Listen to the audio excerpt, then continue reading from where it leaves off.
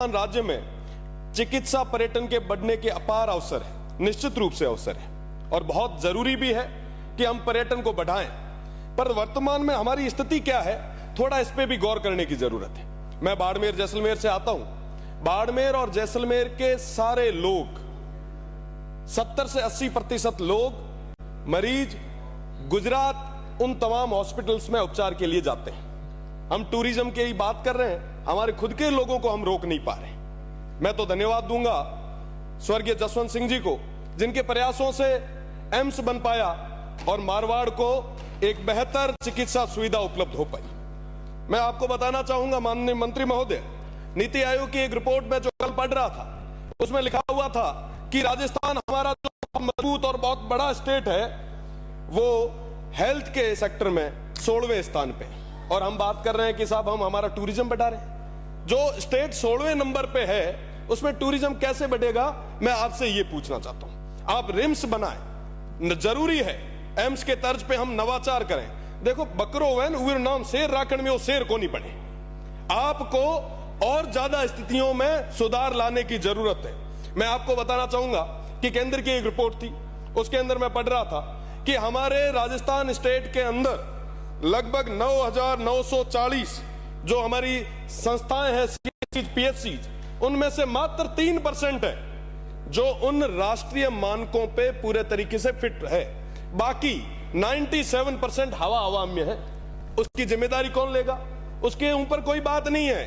हम तो आरयूएचएस को रिम्स बना रहे हैं। अरे भैया बने कहीं बना दो, पर हेल्थ की जब तक हम पूरे तरीके से उनको मजबूत नहीं करेंगे तब तक ये बदलाव नहीं आ सकता।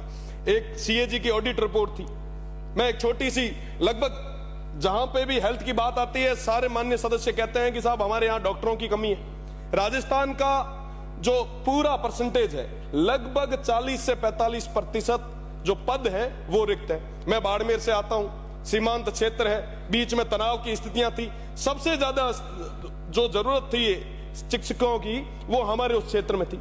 आज सबसे ज्यादा वहां पे पोस्टें खाली पड़ी है, कोई बात करने के लिए तैयार नहीं है। मेरा तो माननीय मंत्री जी से निवेदन रहेगा, रिम्स अपन बनाएं, पर पहले जो हमारा स्ट्रक्चर है उसको हम मजबूत करें। मैं कहना चाहूंगा कि WHO की एक रिपोर्ट थी, उस WHO की रिपोर्ट के अंदर लिखा हुआ था कि 1000 लोगों पे एक डॉक्टर की जरूरत है। क्या वाकई हम उन तमाम मानकों पे खरे उतर रहे हैं? क्या स्थितियां वैसी है?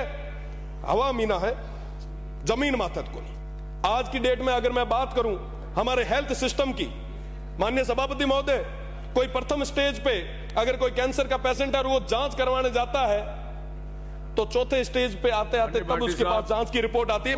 मैं कंक्लूड कर रहा हूं, आप विचार करें कि चौथे स्टेज का कैंसर उसको जब डिटेक्ट होता है तब आता है कि हाँ साहब आपके अंदर हुआ है। साहब ये स्थिति अपने आप में जांच की रिपोर्टों की रही है। साथ ही साथ मेडिकल कॉलेज की बात चल रही थी अभी, उससे पहले हमारे बाड़मेर की जो मेडिकल कॉलेज है वो लंबे समय से निर्माणाधीन ही है।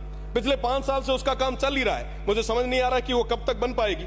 सीटी स्कैन मशीन जो बाड़मेर की MRI और तमाम चीजों की मांग पहले भी इस सदन में रख चुके हैं, पर उसके ऊपर भी अभी तक कोई मजबूती से ठोस कोई काम हुआ नहीं है। हमारे बाड़मेर के लोगों को आज भी दिन ब दिन भटकना पड़ रहा है। अगर मैं जर्जर भवनों की बात करूं, थोड़े दिन पहले की घटना, आप रिम्स बनाएं, निश्चित रूप से बनाएं, पर पहले जो स्ट्रक्चर है उसको मजबूत तो करें। कभी भी कोई भी हादसा हो सकता है। मैं अगर दवाइयों की बात करूं तो मेडिकल कॉलेज में 43%, पीएचसी में 27% और सीएचसी में 15% ही दवाइयां अवेलेबल है, बाकी कोई दवाइयां नहीं है। आम आदमी कहां जाएगा? मेरा तो निवेदन है कि बाड़मेर के अंदर कई सारे और भी जो मेडिकल इंस्टीट्यूट में घोटाले हुए उनकी जांच हो, और साथ ही साथ सैनिटरी नैपकिन का एक बहुत बड़ा इश्यू और स्टेट लेवल का जो घोटाला है जिसमें हमने ध्यान आकर्षण लगाया है, आने वाले समय में आपसे पूछेंगे भी। साथ ही नर्सेज और पैरामेडिकल कमिटी जितने भी स्टाफ है उसकी बहुत बड़ी कमी है। हमारे लैब टेक्नीशियन LT के जो पद है